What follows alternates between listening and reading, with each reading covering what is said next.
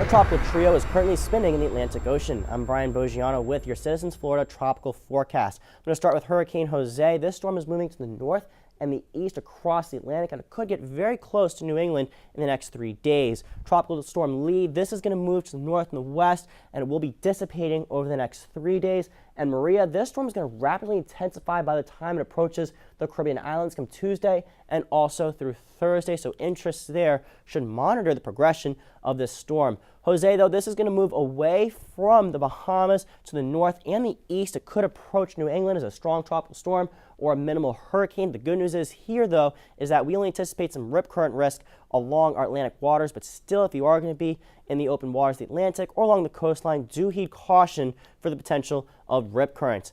Tropical Storm Maria, this is the big player right now. We're seeing a lot of outer rain bands starting to swirl around, and thunderstorm development is on the rise right now. We're seeing a lot of deeper colors here on the satellite. This is a strengthening storm. It could become a hurricane at any time. And at 65-mile-an-hour winds Sunday morning, it's likely to be a Category 2 by the time it approaches the Lesser Antilles, and will be potentially Category 3, maybe even stronger as it approaches Puerto Rico and Hispaniola. And this is not an area that needs to know the storm, especially since Irma struck only about 1 to 2 weeks ago, and it will be moving through some very favorable conditions for development during this time. This area has a lot of moisture, has a lot of warm water, and also does not have a lot of wind shear, so there is not much holding Maria back. And it looks like models are in fair agreement. It is going to hit the Lesser Antilles, be very close to Puerto Rico and Hispaniola on Thursday, but then by the weekend, we do see a little bit of a divergence here. GFS pushes this storm a little more to the west over the Bahamas, while Euro has it dodging the Bahamas almost completely,